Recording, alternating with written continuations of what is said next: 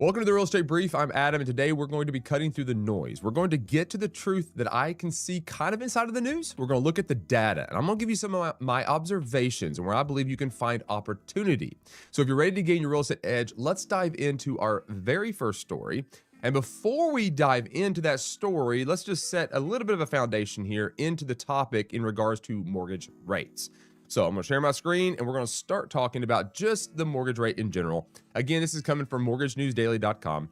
If you were here yesterday, these were red numbers. In other words, we went up just a little bit. Today, we're seeing a green numbers, and that means we went down just a little bit.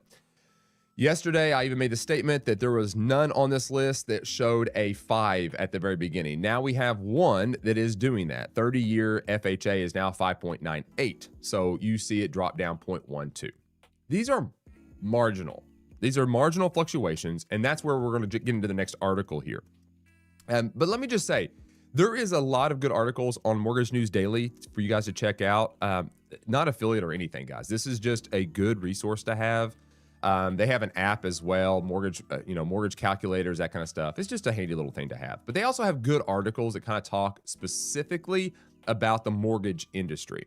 And that's important because, as real estate agents, we tend to not do as much research and have as much knowledge in the process of mortgages. And this is a great way to kind of dive into that world just a little bit, even though might have limited time, but it's good information that we need to glean from and have information and be able to navigate that. So there's that. All right, let's go ahead now and jump into our very first story. This one right here, like I said at the very beginning, this is by Market Watch. It says 6 economists and real estate pros predict where mortgage rates are heading in April and beyond. It says, is this a smart time to buy a home?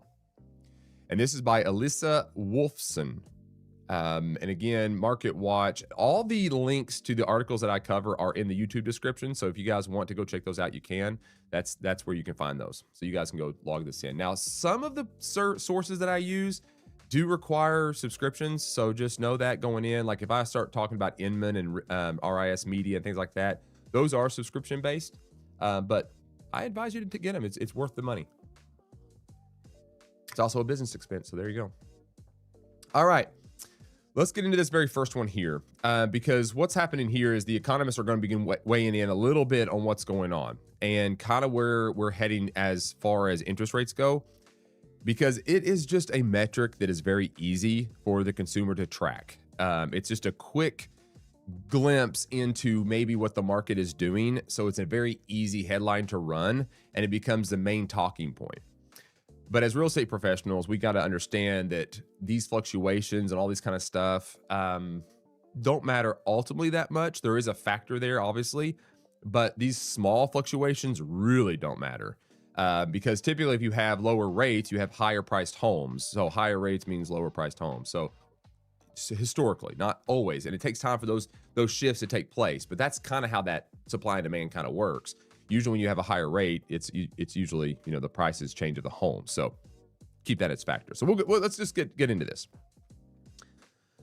All right, it says mortgage rates are sitting at 6.38% according to the latest Freddie Mac data, which is slightly elevated from earlier this year, but still lower than a year prior in January 2025. Rates climbed above 7% for a bit. So we compare that to January of 2025. Remember, it's over 7% just a little bit. So we're still considerably lower than it was last year. So that's something to keep note of. From our ad partner, okay, so what's next for mortgage rates? We asked 6 pros. Let's see if I want to skip down just a little bit because I don't want to spend a lot of time on this. Okay, there are a lot of factors that will determine whether rates go up or down. Energy prices among them. After having touched below 6% briefly before the oil price shock, mortgage rates will depend on how oil prices retreat or elevate, says Lawrence Yoon, chief economist and senior vice president of research at the National Association of Realtors. And he goes on to say this, and this is his quote: if oil prices retreat closer to $70 per barrel, then mortgage rates may return closer to 6%. If oil prices reach $100, then mortgage rates may rise to 6.7 to 7. So this is kind of the fluctuation of this percentage. Now, there's only one factor that's causing these numbers to go up, and that's what we're watching on the bond market and everywhere else, is that oil cost, right? So if you go into our war with Iran, all that kind of stuff, that's what's driving this mortgage rate fluctuation. it affects the economy, and we're feeling that across the board. We're feeling that across every type of industry and every kind of supply that we have. And we buy milk, eggs, everything, right? Everything kind of tends to adjust under that kind of pressure, because oil and fuel and that kind of stuff is an energy source, which costs money, and that oil and that energy is needed for all the manufacturing of everything. So those are all factors, right? Transporting materials across the country and all that kind of stuff, right? So it makes sense. That's what we're seeing here. So if this is where we stay, that's what we could project to maybe have. So that's the correlation. Then you have Zillow's chief economist, Misha Fisher, says, though there's a lot of volatility, he expects mortgage rates to be elevated through much of April, given the latent impact of energy prices. Says, quote, energy prices are front and center right now. Rising oil prices have stoked inflation concerns, which tend to push mortgage rates higher. Higher mortgage rates have eroded some of the affordability gains we saw earlier this year, which has dampened our outlook for activity this spring. All right, so just more of kind of the same kind of idea here. For his part, Stephen Cates, financial analyst at Bankrate, notes that average mortgage rates have risen about 0.5 percentage points since late February and are expected to stay elevated at this level for the foreseeable future. And this is what he says, quote, the conflict in Iran and the specter of rising inflation are pushing treasury yields higher, which has in turn raised mortgage rates. Okay, so this is what we're seeing. If you go back, a month or so ago, we talked about, hey, we're finally under 6%. We were there for like one day, I think, maybe two at the most. And it spiked up just a little bit above 6. But again, we're not at a huge difference here. Nothing too drastic. Let's skip on down. What might this mean for home sales? Yoon mentions that the spring home buying season was projected to experience its best performance in 3 years, with mortgage rates headed to 6% before the oil price shock.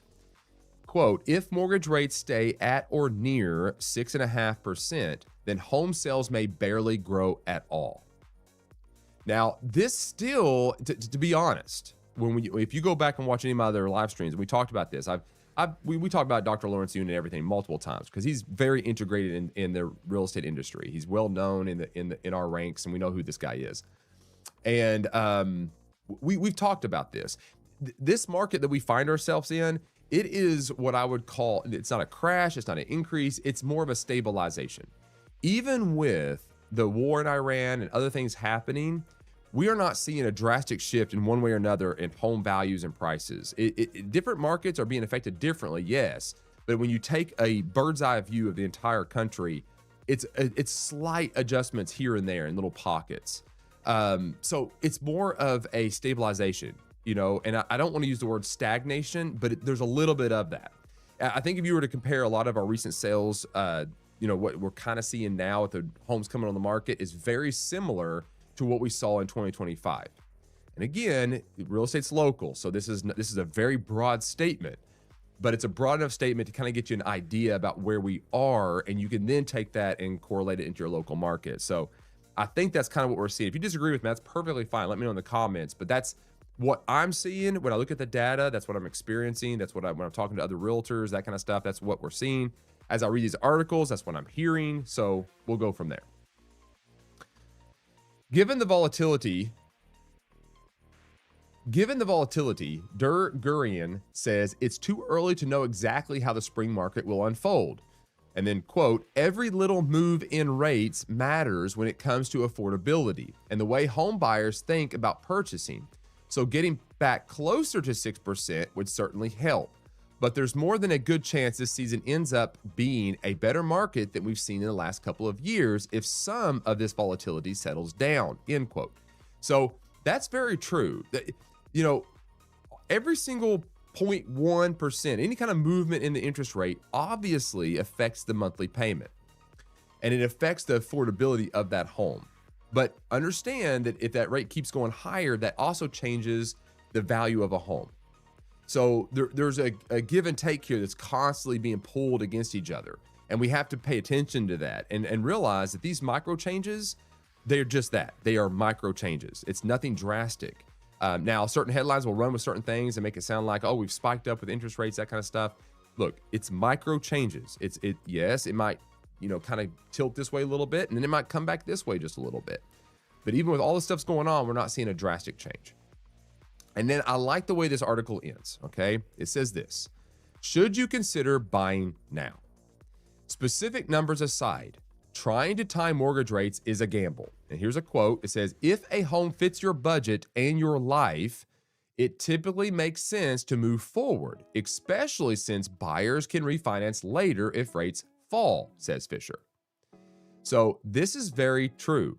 You know, real estate has many different leveraging points. You have one that when you buy, you gain equity. Historically, equity goes up even though there's crashes where it comes down, that kind of stuff. But if you take the crash versus the amount of years of equity increase, it's drastically different. So there's a leveraging point in regards to equity of a home. So to buy now means 15, 20 years from now, you should have equity in that house. So by waiting, you're leaving equity on the table. The other gamble that you could technically play with interest rates is that you hold off. Therefore, I don't want to build equity with my house, so I don't buy now because the interest rate might be 6.5 instead of 6, and then I lose out on months of equity that I could just go back a year from now or sooner and refinance at a lower rate for the remainder of my loan. So again, it's a leveraging point. The other leveraging point when it comes to homes is improvements. Like you might buy a house now with even a higher interest rate given the 6.38 that they quoted, that maybe is a little higher than you want, but you can go into that house knowing repairs and stuff you need to make or improvements you can make that increase that value. So there's leveraging points in real estate that help build wealth. It's not just the interest rate. And a lot of people will read the interest rate and be like, oh, I don't want to buy right now, and then negate the entirety of all those other leveraging points. And you just can't do that because, look, I've been doing this for over 20 years, and the amount of equity you can make in real estate, I've seen it over and over and over again. I've had people 5, 10, 15, 20 years come back and buy, and the amount of equity they've increased, they could have not have done by just putting it into a savings account, right? So or renting. Like the other option is you rent, so you lose money there. So waiting to buy is not usually the option. If you can afford to do it and it changes your lifestyle and it gives you some leveraging points, you often should buy. I mean, that's just the way it works. Another important thing borrowers should know right now is that adjustable rate mortgages are still worth looking at. Now, okay, this is a point of tension in a lot of conversations. You know, adjustable rate mortgage basically means I get a lower rate now and then it can adjust later. And the whole idea is that I can refinance at a later time to get a lower rate instead of letting it kind of increase as that arm goes up. You really need to know your financial state to understand an arm. Arms can be dangerous. If you feel like you're very secure in your job, and again, this is where the gambling kind of comes in, is that if you feel like you're very secure in your job and there's pay increases coming and you're confident about the market and where things are going and the house you're thinking about buying, and you look at those and you say, well, an arm makes sense, then okay, I would run that by a financial planner, go through your CPA, really get into the numbers just a little bit there. Because it's a little bit of a gamble. I'm not saying it's a bad product. It just has bad tendencies, and people can get stuck in certain things because their income changes, life circumstances changes, and they're not able to refinance when the time comes. So I would be cautious. I would be cautious going into an ARM loan. It says, while the recent move in short-term rates has made ARMs a little less attractive relative to the 30-year fixed, there are still options out there in the high 5% range for qualified buyers. And that's true. Again, you could go out and get an ARM right now, probably closer into the 5. Now, if I go back to Mortgage News Daily, typically they give us an average rate of ARMs. Yeah. So here's your 7.6 ARM, and right now it's sitting at 6.19. This is just a national average. You can go talk to your local lenders and see what they say as far as what they can offer as an ARM. There's different types of ARM programs out there, especially if it's a conventional type bank, more of a local bank. There's certain things they can do differently. So you can go back and have that conversation. But again, if you look at the spread here, I personally, unless there's something situation, I always like a fixed rate. That's what I would advise clients to do. That's where I would say is the best option. Now, I love a 15-year. You're going to pay off equity. You're going to gain more equity a whole lot faster. But obviously, it tightens up the budget a little bit more. But that's again, I'm kind of preaching to the choir out there because you guys are mostly real estate agents. So, but just know that that's ARMs. When you start seeing interest rates like this, you start seeing creative financing, and there's some good out there and some bad. And really, as real estate agents, we need to get into the weeds just a little bit more and get very familiar with the pros and cons of each one of these products. All right. So if I was just to kind of give you a few action items, I kind of gave it to you as I was going through this. Typically what I do is after I read an article, I give a little bit of an idea about how we take this news article and kind of give some action items for you guys to use. One of the things I would probably encourage you guys to do is, and you can create a spreadsheet or, talking points or something, just maybe a listing presentation or something that shows the difference in the cost of a mortgage from, a 0.5% rate drop to where it is currently. So like if you were to have like 6.38 as a common and you show what the difference in payment would be if it dropped 0.5 or 0.3 or whatever it is. Maybe you have, 6.38% now, and you have on a quick speak where it shows you kind of the idea about what a 6% interest rate would be, because a lot of times people aren't doing the math. So if you're talking and doing a consultation with your buyers, which I highly recommend, having that quick speak to talk about interest rates and what that means in regards to their cost of acquiring. A lot of times when you do the math, it's not as significant as they might think in their minds. So showing them the math, I advise all my agents to do a net proceeds sheet. You can do that for the buyer and the seller, just to see what the actual cost would be. I wouldn't assume when you're filling out those sheets what those costs are. I'd be calling a title company, talking to their lender and getting the actual numbers and walking them through the numbers. I don't see a lot of agents doing this, and I highly advise them to do it, because you're going above and beyond that service, and you get into the weeds just a little bit more with your client and help navigate that situation. And I think it's just a good thing to do. You're representing them, you owe them fiduciary responsibility, and you need to get in the weeds a little bit. But you also need to show them the true cost of that home and the interest rate that they're getting versus what would happen if they need to refinance, or if the rate was to go higher if they waited, all those kind of numbers. So I would develop a spreadsheet or something in my consultations with my buyers in what those numbers look like. I would just have something like that. And you can tweak it, once a month or something, just to kind of give yourself some talking points, right, with them. So that's what I would take away from this. That's what I would do in regards to interest rates, because it's such a talked about thing, right? Like if somebody asks you as a real estate agent, how's the market? And you begin to answer it, chances are they're probably going to say, yeah, I saw the interest rate was, right? And they're just reading the articles. They're just seeing the news headlines. They're not actually going into the weeds a little bit, because they don't care that much, especially if they're not buying. But the thing is like that those comments do go out, and then the people that are thinking about buying hear that overwhelmingly, and they don't see the math and what that actually correlates and what that means. So we need to be putting the information out there. So, all right, quick swig. We're gonna move on to the article number 2. I said I was gonna go through that one fast. I tell you what do you do, man? It's a lot of data. It's a lot of data. All right. Let's get on to the next one here. This is the article that I talked about yesterday. I'm not going through this, so don't sweat. If you guys were here yesterday, you can go back and watch this. But to set the stage a little bit for what I'm going to be talking about right after this, the true article we're going to be covering today, I'm going to reference this one real quick. This is an article that I covered yesterday on people.com by Tara Sheffield. It was actually originally ran in Fortune. Yeah, originally ran in Fortune. But it's been all over the place, all over social media and everything. And this guy's basically claiming, and this is it. Florida man let ChatGPT sell his home. It closed in 5 days and beat all other agents' estimates by $100,000. Okay, we broke this all down. We had all this kind of stuff, right? We talked about this in detail. And the whole idea here and the premise that they set here is this Robert Levine basically did the entire process. This is the claim. They did their entire process and sold their home using just AI. But then as you read the article, there's no quantifying data at all in the statements that he made. He just threw out a bunch of ideas that he kind of came up with, even to the point where he said, I think anybody could do this, while also admitting that he's also very tech savvy. He understands certain things. He's a CEO of a company and all these other nuances inside of there. To make the statement that anybody could do this is a very broad statement. But then no quantifying data whatsoever about how the transaction actually went. He just basically said he did it. And at the end, this is where it gets kind of interesting, is at the very end of this article. Let me zoom in just a little bit so you can see this. It says, I'd recommend it to everyone. ChatGPT is not coding. It is a conversation. You're going to have that conversation with a real estate professional if you want to go that direction anyway, he said. So you can do this. It's easy. Next thing. While Levine believes AI can be a tremendous tool, he also noted that he used a real lawyer throughout the entire process.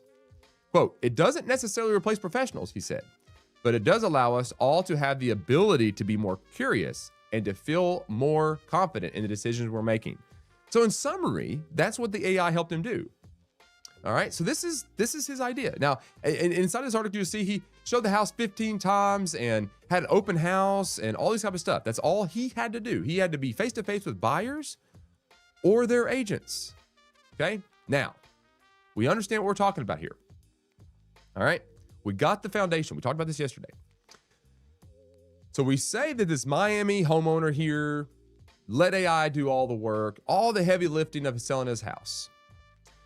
But we don't talk about the efficiency, the cost of the sale. We don't get into the weeds at all.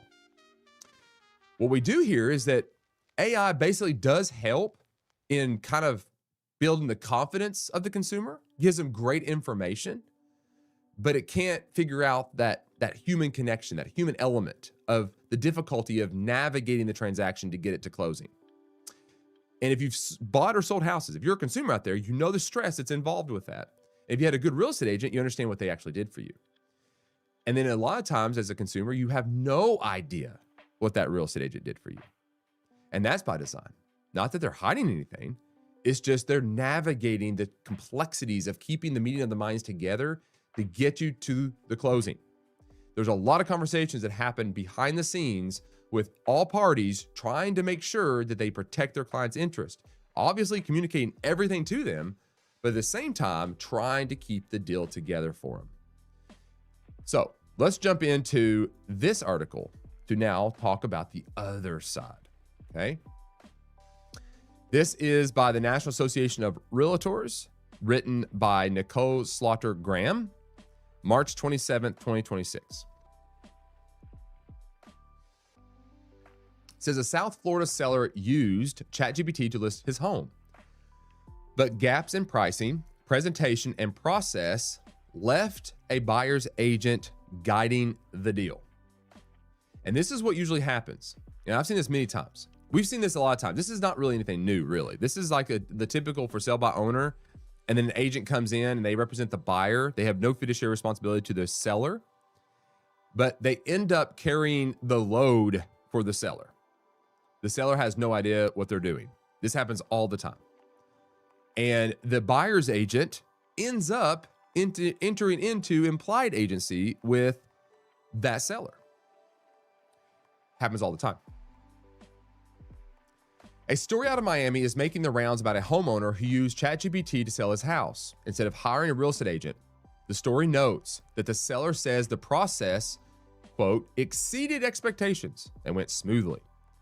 But the agent on the opposite side of the transaction and her broker noticed that some key details were missing from the narrative. Now, we noticed that yesterday. If you were here yesterday, we talked about that. We saw a lot of the things that was missing from this narrative. It sounds so good. The buyer's agent, Eleanor Solomonoviz, sorry, if I'm butchering that name, I apologize, and her broker, Ines Huguedes Garcia, I'm sorry, guys, noted that AI missed key market nuances that likely cost the seller money. Solomonoviz, who wasn't representing the seller, then became, this is the key, then became the person guiding the transaction forward for both sides. This happens all the time. So I want you to do the scenario here. Just real quick, let's just do a hypothetical.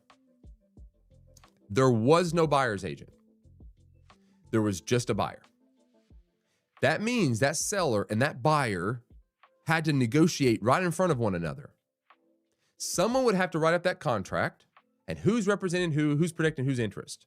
Nobody has any protection. These are complex transactions with a whole lot of money involved, and no one is watching out for either party. You see how dangerous that can be? Do you see the complexities of that? I mean, yesterday I used the example of one of our agents noticing that the listing description and everything else, and the seller said that there was a septic tank and there wasn't one. They noticed that after it was under contract.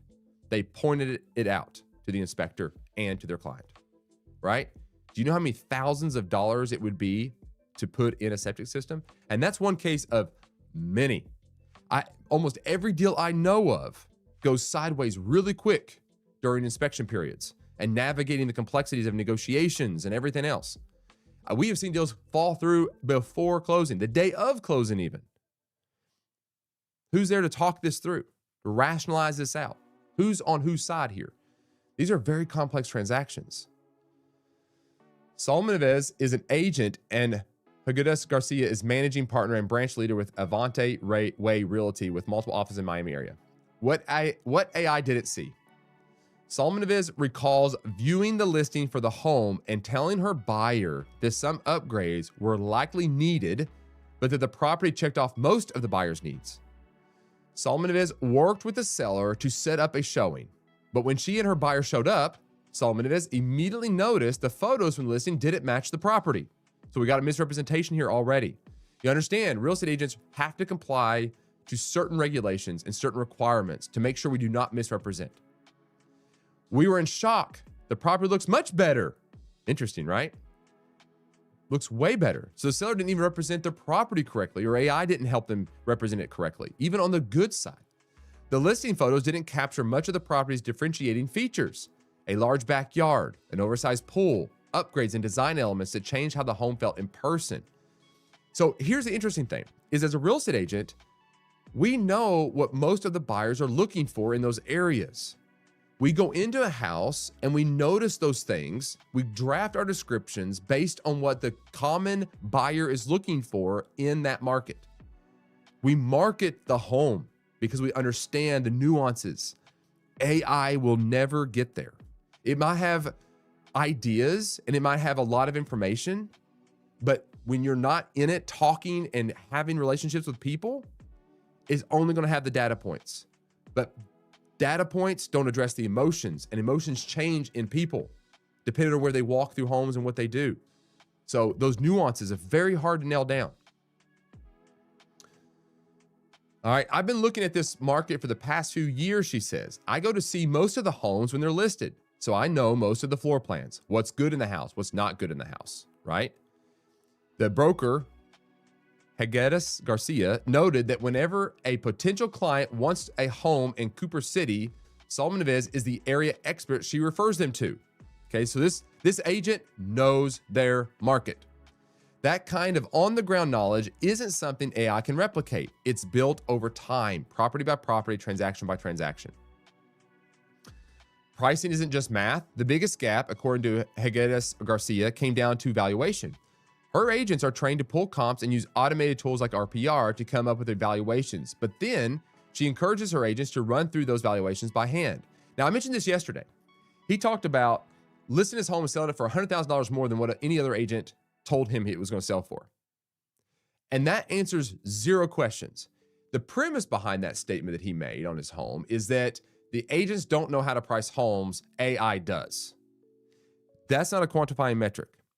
Because to be able to quantify that, I have to be able to say that the agent I spoke to had market knowledge to be able to answer that question correctly on what my home's worth. Then the question goes back to the actual seller. Who was it that you had come into your house? What was their sales record and what was their knowledge? The only way you can take that statement of his and even say that it's true is by going to the source of where he got the information to begin with. He provides none of that. None of that. It says, I like to do 3 to 4 different models to triple check those numbers because at the end of the day, it's difficult to arrive at a number. And an automated value model is never going to know the nuances. Like Eleanor told us that the bigger yard, the views, the trees, or the cul-de-sac, those things are not calculated in the AVM. Here's the thing, is realtors are going to use AI too to come up with prices. Our models are all using AI. So that's becoming the norm too. But we're adding our market expertise to the scenario. After her analysis, Higueras Garcia estimates the seller left significant money on the table, potentially far more than the commission he set out to save. Now, he's making the claim that he made $100,000 more. But again, who did he talk to? The seller notes in the news story that he received 5 offers on the home within a 72-hour period And working with an agent could have helped him leverage the interest in the property to maximize profits. If you're a real estate agent, you know this. You understand the multi-offer situation, right? We get that, especially nowadays. Like, we went through the pandemic when multiple offer situations was like just the norm. So the agents that are in the industry now have a great understanding of how that works, and they know how to protect their clients' interest and maximize profit. The transaction itself. Despite choosing not to hire a listing agent, the seller still needed help navigating contracts, disclosures, and next steps, right? He mentioned that in his own article. I still had to use a lawyer. How much did that cost?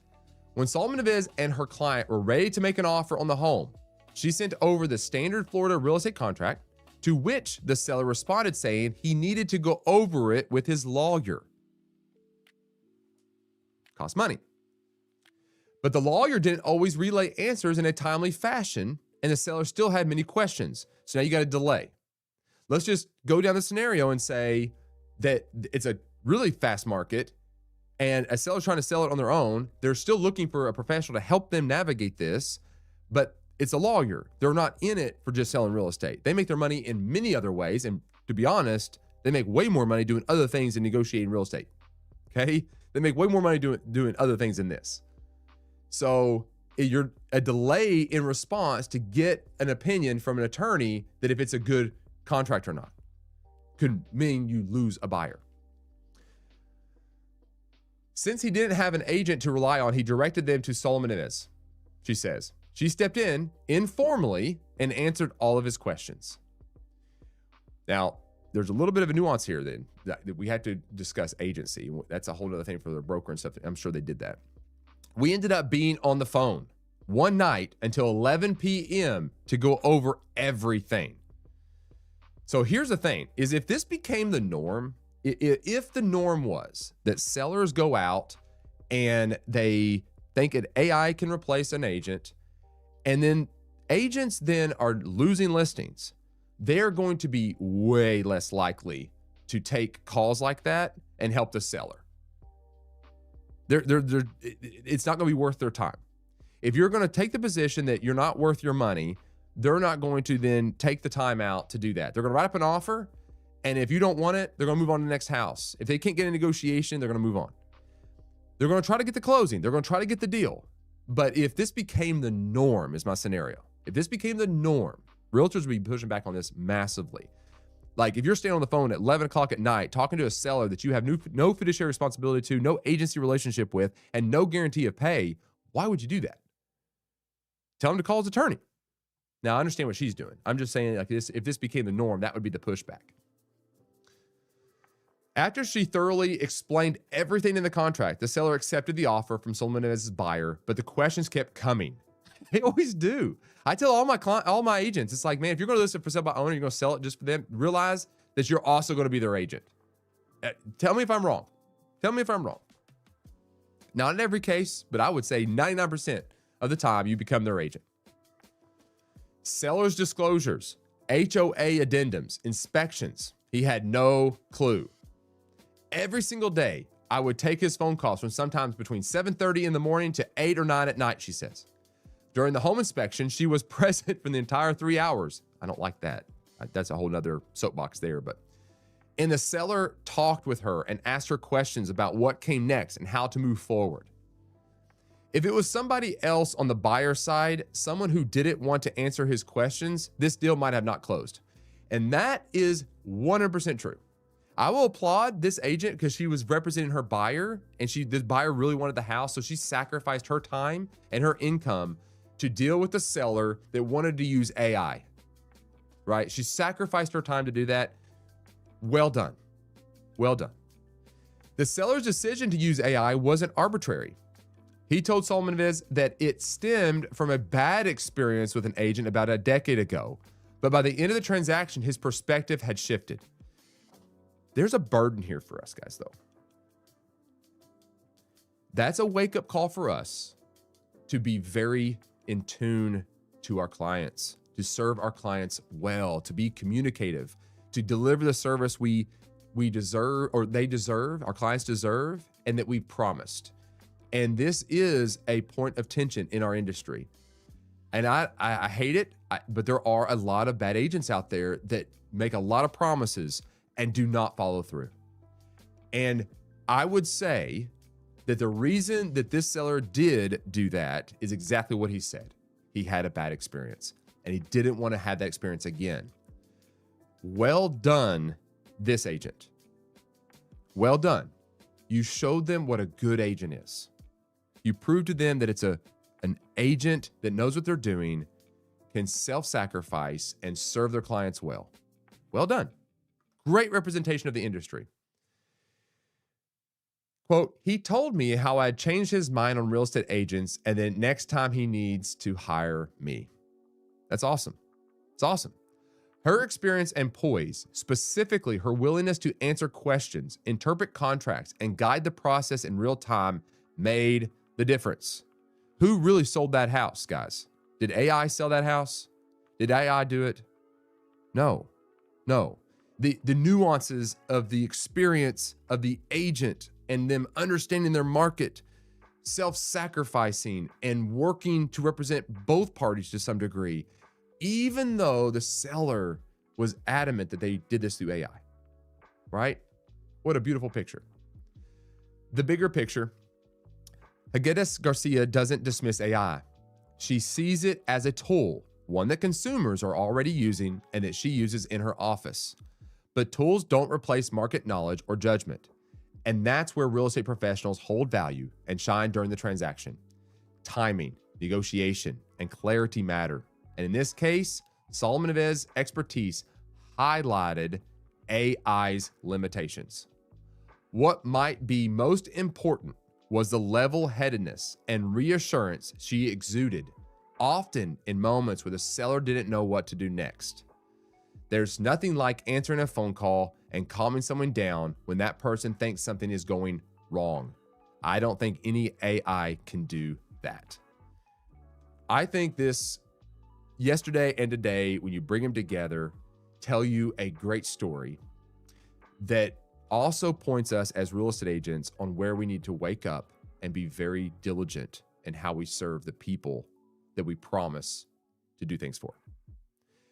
I applaud this agent because there was no financial gain for this agent on the seller side, but she knew the importance of the buyer side. And in the end, by doing that, she gained another person's perspective into our industry to say, maybe not all agents are equal.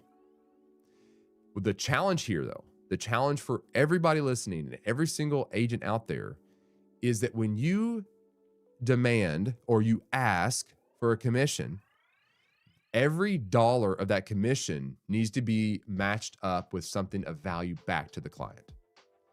That's how you serve. That's how you lead, by serving. This agent did that. This agent did that.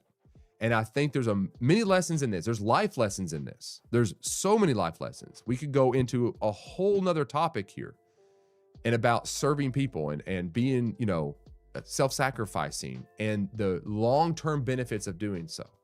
There was no immediate gain for this agent out the gate. A lot of agents might even take the perspective is, I don't even want to go show that house because that person's against agents. But look what happened. Look what happened. So this is the polar opposite of what we read yesterday. This is the other side of that story. I was excited to find this article, to be honest. I was excited. I thought it was great. I was like, this is kind of what I was looking for. And I wasn't even actually searching for it. I probably should have been, but it actually popped up in my feed. So it was great. Let me know your thoughts. Let me know in the chat what you guys think about that. Any thoughts or comments? All right, let's go into our, I guess I'm going to say our final topic, if we will. But there's two articles here, and I'll try to make it. I'm probably not going to make it through both. I might skim through the second one and just rest there. This one here is we're going back into the weighing of the whole thing about seller's choice. And this goes, I'm not going to go into the whole debate of this. I've done enough of that, but I will briefly set the stage here. Is basically there's been a pushback in regards to MLS requirements and Zillow's requirements that we have to put our listings on the MLS, get them marketed, get them syndicated, and out to every single one of the portals, that is the best option for everybody. That is what matters the most. Compass basically put a very hard line and says, no, we owe fiduciary responsibility to our seller. We need to be talking about this, and we need to make sure that we have clarity on who we owe fiduciary to. And that's not to the MLS, that's not to the Association of Realtors, that's not to Zillow or any kind of portal. That is to our seller. And we have to have products and strategies that are focused 100% on them. So they pushed back and they said, look, we're going to have private listing networks. We're going to do it this way, all in compliance with the MLS rules and regulations. But at the same time, it needs to be talked about. And they exposed this. Zillow pushes back for a while, and then all of a sudden they caved and they're doing their thing now. And it's just kind of funny how this all works. But now we're going to jump into this conversation. Now we're going to be talking about the importance of, seller choice, why this matters. And also why having an honest conversation with your sellers about the pros and cons of both scenarios and why that matters. And in this article, and I don't know if you guys know who Darryl Davis is. He has a consulting firm for real estate agents and that kind of stuff. This is written by Darryl Davis, and it's an opinion piece. And in some ways, he's sounding the alarm to some degree, and he's telling the agents that he agrees with this private listing network, and it's a good choice for sellers. But at the same time, as agents, we need to have a professional standard where we disclose the pros and cons of both scenarios, going full on marketing in the MLS and portals and everywhere else, and the strategy of pre-listing marketing and strategies in that way. Okay, so that's the scenario here. And basically that's what it is. He's wanting to see the pros and cons, right? The sellers deserve to see the pros and cons of both of those pre-marketing, coming soons, and the broader market exposure and what that means, right?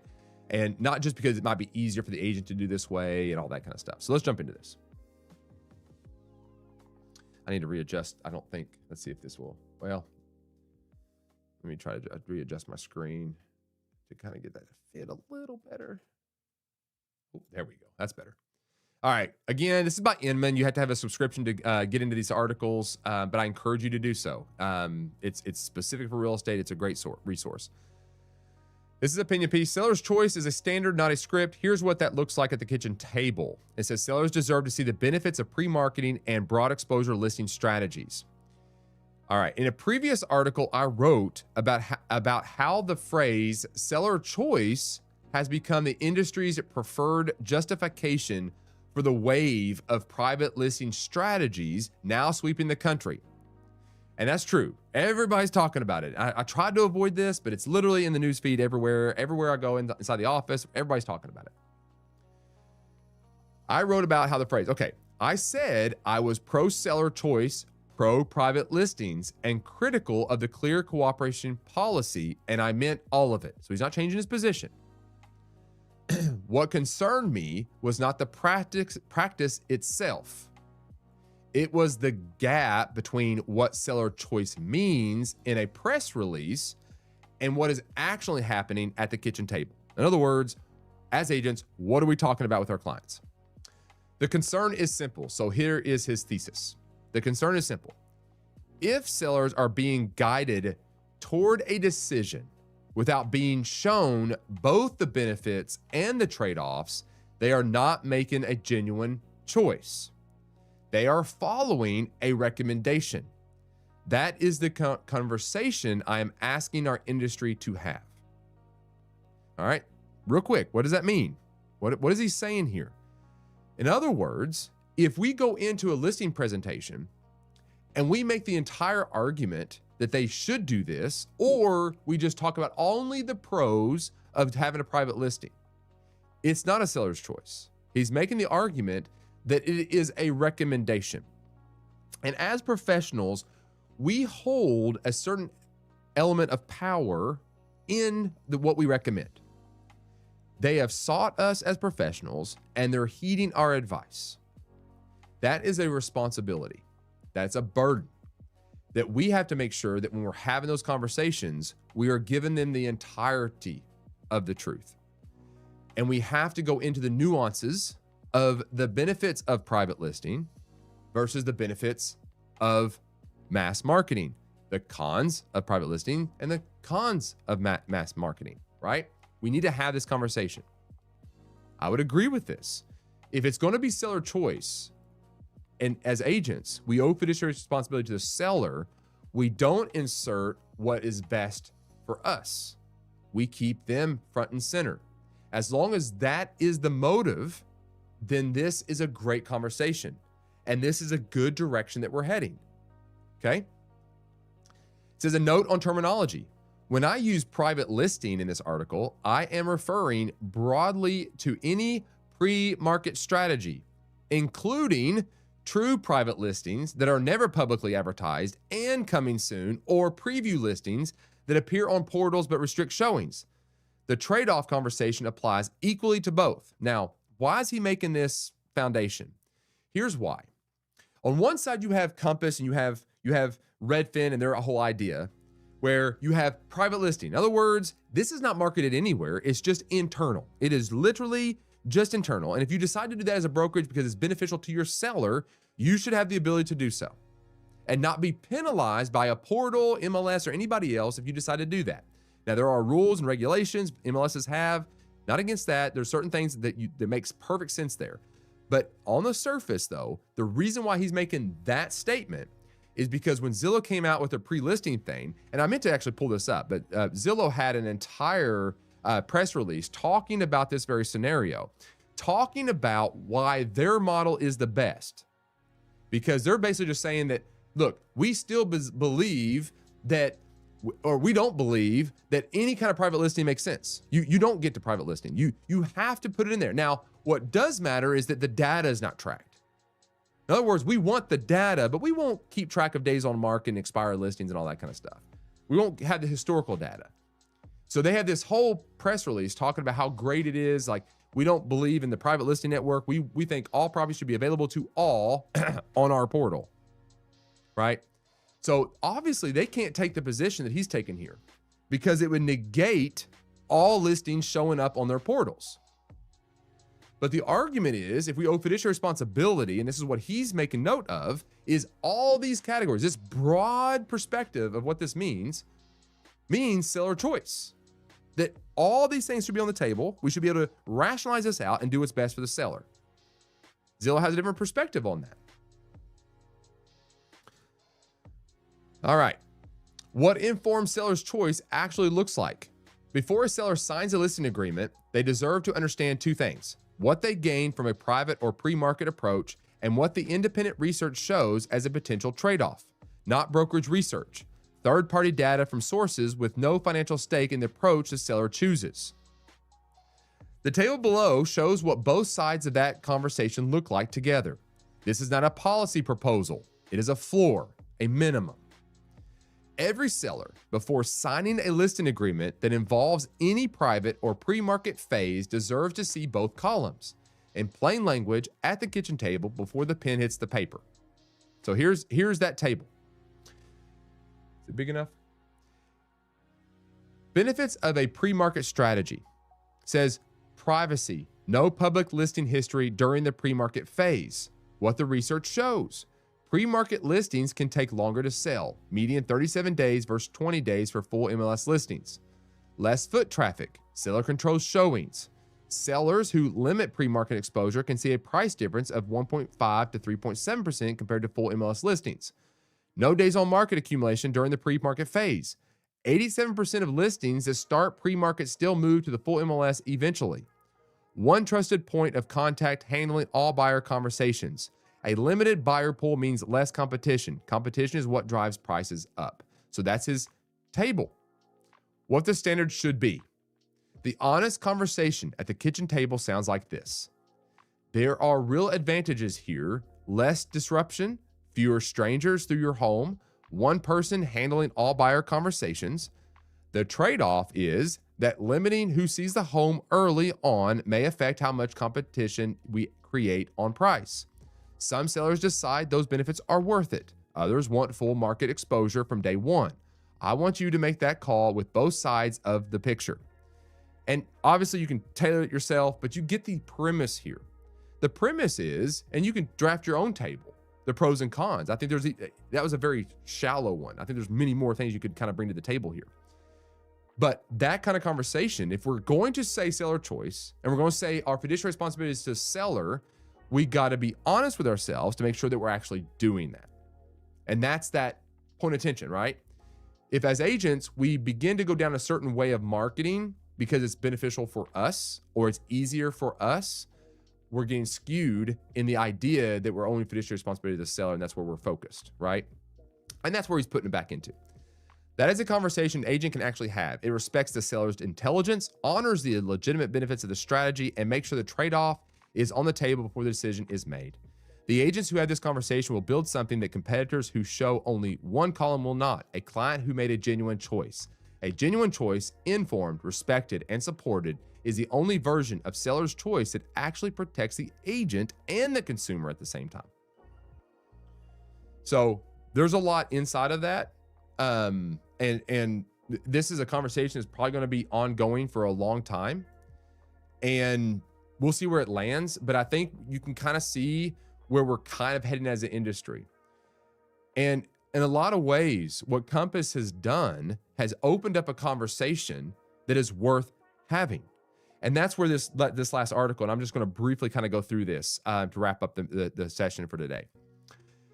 This is another opinion piece, and it's written by Greg Haig. It says, why marketing freedom is the fight of our professional lives. Agents are caught between the law and the MLS when they should be trusted as professionals. He says, I've been in real estate for 50 years. I've sat across the kitchen table from more than 10,000 sellers, sold more than 100,000 homes, and practiced real estate law for decades. I was ranked the #1 agent in my state by Realtor Magazine. I'm not saying that to impress anyone. I'm saying it because what I'm about to tell you comes from a career spent in the trenches, not behind a podium. Now, let me give you an idea who this guy is. Let's go down here real quick. Greg Haig is CEO of 72 Sold, a real estate attorney, broker, and agent with 50 years of industry experience. Okay, that's who this guy is. Here's what he says. Robert Refkins, which is the CEO of Compass, Refkins' recent Inman op-ed on fiduciary duty and MLS mandates didn't just make a legal argument. It exposed a fault line that runs beneath the entire real estate profession. And he's right. And he's right. Refkin didn't need to pick this fight. After acquiring Anywhere and its collection of highly regarded brands, Compass was already a force in American real estate. The safe play was to consolidate, integrate, and count the revenue. So this is the point too, right? Did Refkin need to acquire Anywhere to be successful? No. He already had a very strong brand. Compass was growing in many markets. Compass was doing well. They had their own tech stack and everything. He was showing movement in the profitability market and metrics, right? So he could have just done what he said, consolidated, integrated, and then counted the revenue. That's where he had set the stage. He could have built upon that. But what did Refkin do? It says this.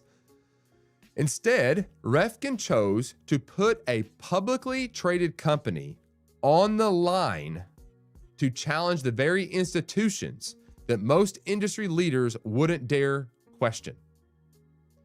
When I met with him, he looked me in the eye and told me he believed this was the right thing to do, not just for Compass agents, but for all agents. After a half a century in this business, I've developed a reliable instinct for who's genuine and who's posturing. Refkin is genuine. But this op-ed isn't about Robert Refkin. It's about you. Now, here's the thing. Robert Refkin, CEO of Compass, pushed back against this industry and was hated and despised in a lot of circles. And the Zillow and the portals and all them did not like his rhetoric. But look where we sit today. You look at the whole entire fight that he's been fighting for, and he's been saying this, I'm for the agent.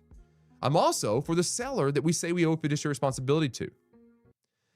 And he goes out there and he pushes it back against this, given his time, going everywhere to talk about these things. And then he makes a very clear draw a line in the sand when he acquired Anywhere against portals, and specifically against Zillow and everything else.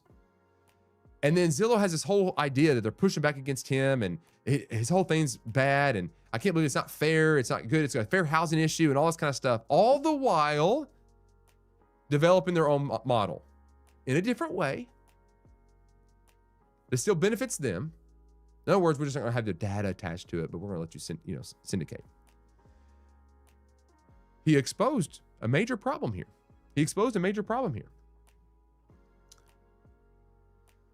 Before the MLS, let me take you back to where I started. I sold real estate with my father in Cincinnati before there was a structured MLS.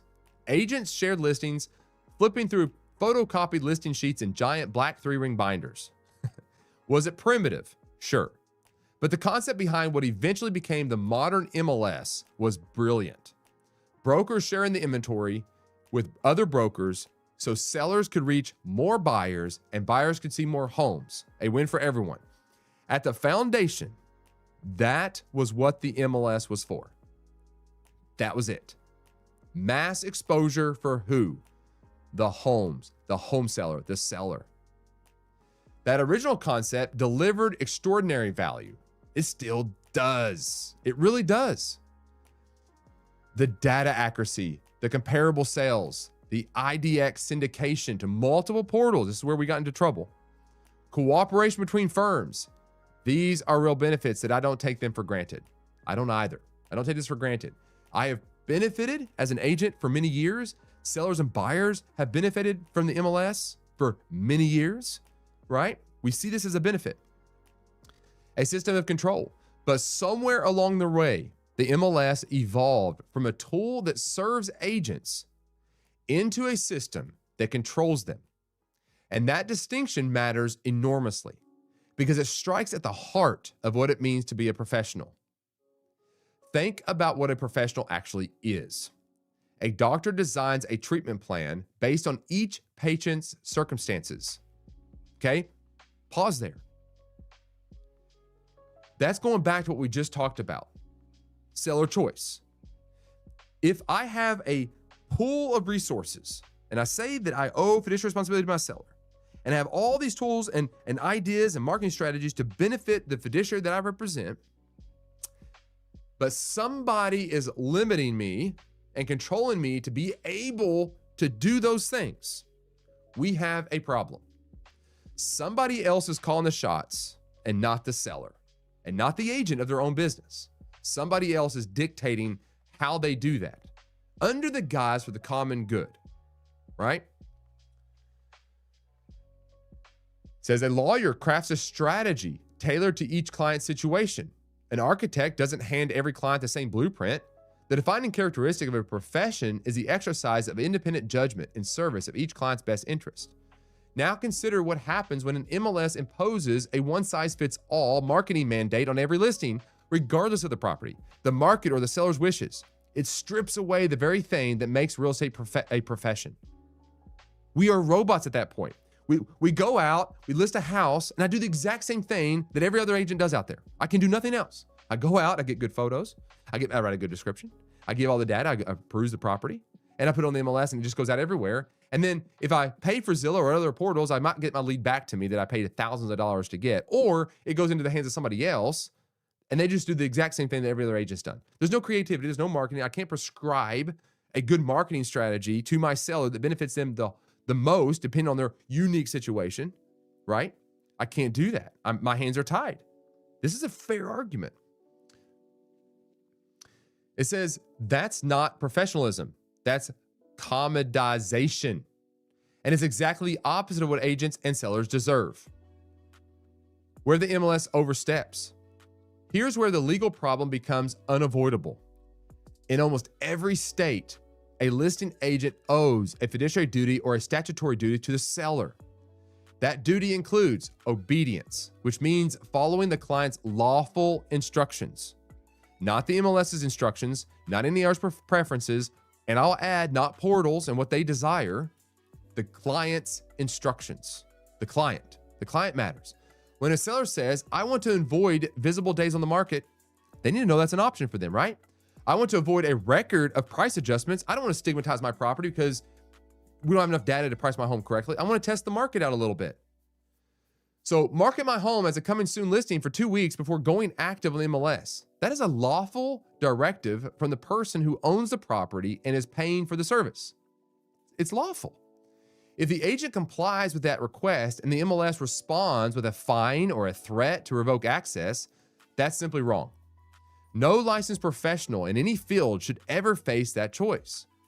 When an MLS finds an agent for following a seller's desired marketing plan after the agent explains the advantages and disadvantages of immediate MLS exposure, the MLS has manufactured a financial conflict of interest for that agent. Under state law, that conflict of interest must be disclosed to the seller. Imagine that conversation. I like to follow your instructions, but my MLS can fine me up to $5,000 if I do. So I'm recommending we do what they want instead. Isn't that the statement? That's not a fiduciary relationship. That's a hostage situation. I got to do what I got to do what they tell me to do. I've got to do what they have mandated me to do, like everybody else is mandated to do, so we can fill some other kind of bucket to then feed some kind of other portal to put money in the other people's hands. I can't owe the fiduciary responsibility to my seller like I should, right? Isn't that a fair argument? Now, there's nuances in this, right? I can see how this could be abused. I can see how, to be honest, there might be even a solution here. Let me propose this idea. Let's say that an MLS, National Association of Realtors, and everybody else has a sheet, okay? And in that sheet has broken down, like another form. I hate to do another form, but let's just go with me here. You have a form that talks about all the services that benefits the seller, like a disclosure sheet. Talks about all the things that I can do for them. And then everybody signs off that they were presented that sheet. So the whole argument about like it's anti-competitive, it's going to violate fair housing, all that kind of stuff goes away. Because I've now disclosed to them, I have the seller sign a sheet saying that I showed them all options and they chose what's best for them, right? They chose the best service that represented them the most, not me as the agent. I just went over all options and all strategies out there that is best for them. And I can demonstrate with a signed document that I shared all scenarios with them and they chose what to do. Not that the agent violated any fair housing, because that's one of the arguments that Zillow threw out there where this is going to violate fair housing, right? Why not do that? Let sellers choose. Now, with coming soon listings being publicly marketed on numerous major home search portals, the MLS can no longer claim it's the only gateway to public exposure. Hundreds of millions of consumers are seeing these coming soon listings. The transparency argument is gone. That's true. They're out there. You got Redfin, you got Zillow now doing it in their own way, right? That transparency argument doesn't exist anymore. So sorry, MLS, you lost that one. What remains is a system protecting its own relevance at the expense of the professionals it was created to serve.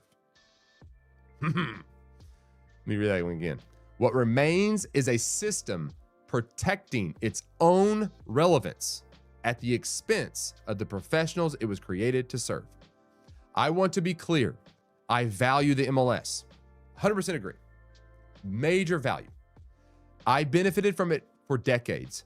Some leading MLSs have adopted flexible coming soon policies, proving you can modernize without losing the cooperative foundation that makes the system valuable. Those MLSs understand the way to remain indispensable is to serve your members, not coerce them. Serve, right? After 50 years and 10,000 kitchen tables, I can tell you this with certainty. Real estate agents are among the hardest working, most resilient professionals I've ever known. Man, they are.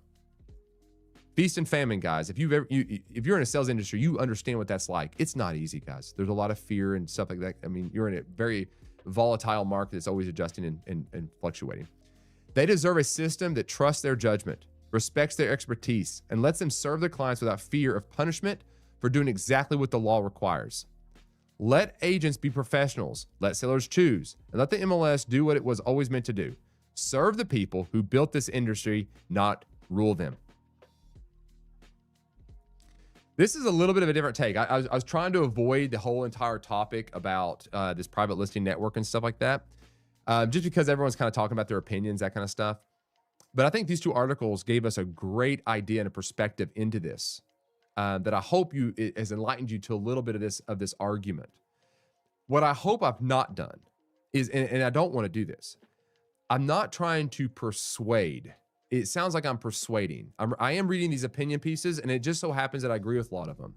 I encourage other people to go out and do your own investigation. Push back on the statements that I have made. Civil discourse and talking through this kind of stuff is going to help us get to the other side of this to make us better agents and have us better representing our sellers. There's a conversation that Robert Refkin has started that other people are beginning to become aware of. And love or hate, Compass or whatever, it doesn't really matter. It's a conversation that needs to be happening. And it should have been happening years ago, because now we're fighting portals and things like that that are trying to call the shots. They're trying to rule our industry, coming across as advocates for us. But the reality is we don't necessarily need an advocate when we are representing our clients within the law to best serve them. We can do that. We need people serving us and giving us resources to help us to be able to do that better. That's what we need. But anyway, there you go. I did go over this 2 times in a row. I've went over. Tomorrow I will be going live again. It has to be. It's going to be a short live stream tomorrow. I've got to hit the road out of town. So it'll probably be a 30-minute live stream. I'm going to focus on just a few little things that I was going to get to today, but obviously not happening. So hope you guys enjoyed this. I do appreciate you guys taking the time out of your day to be here. I don't take that for granted at all. I think anyone that takes any time to listen to me talk through this kind of stuff is showing me a little bit of love, if you will. And I greatly appreciate that. I really do. I thank you guys greatly for that. I hope this is actually helping you to become better agents, to serve your clients better, be better agents in your brokerage and serve your other coworkers better. You know, that's when we all kind of work together and we don't have that tension. We work across the aisles and we can have these kind of discussions, talk through these type of things, no matter what brokerage you're with. I think we're gonna have a better industry and we'll serve our clients better.